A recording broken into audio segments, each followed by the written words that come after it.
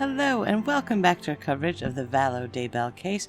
Today we just have a couple procedural court things to go over, some documents that were filed regarding the upcoming preliminary hearings. The first filing is just the court etiquette and rules for the court going forward with these hearings.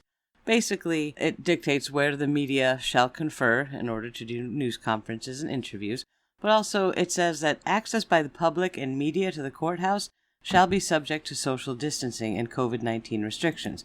Now this is interesting because it sounds like these hearings may be public.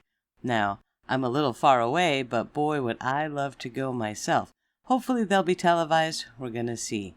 Two other documents were filed in regards to the preliminary hearings. They're the same document, but one for Lori and one for Chad.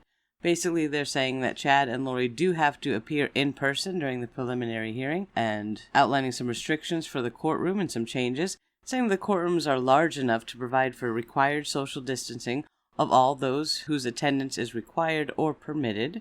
Also, protective plexiglass will be installed along the bench and the witness stand to protect the health of the hearing participants.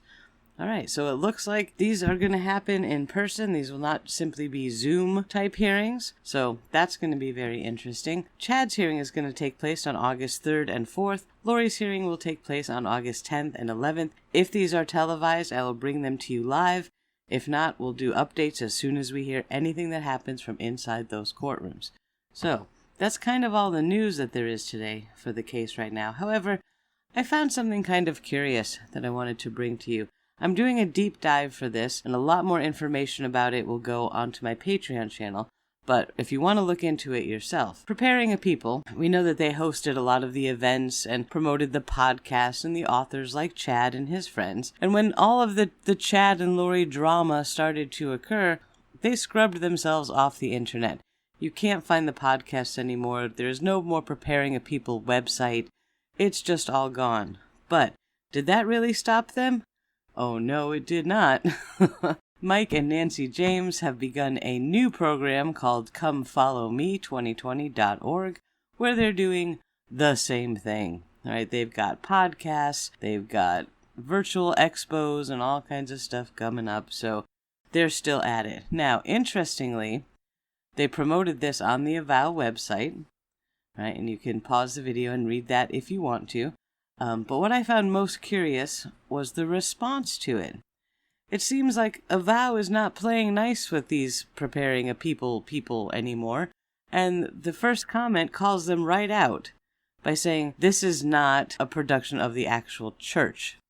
Right? This isn't part of the church at all. Now, the Church of Jesus Christ of Latter-day Saints does have a Come Follow Me program. Church sanctioned, sponsored, and organized, and it's very traditional. But the production being hawked here by Mike and Nancy James is not that. Okay, this is not a church sanctioned project. So they're getting called out for that on Avow, and I thought that was very interesting. So I'm going to do a whole deep dive into what's going on with Preparing a People, what's going on with Come Follow Me 2020, Mike and Nancy James, and all of their buddies. So if you want to see that, please check it out on my Patreon. But that's all the news I have for you today. If anything else pops off, I will be here live as soon as it happens. So stay safe out there, take care, and thank you for watching.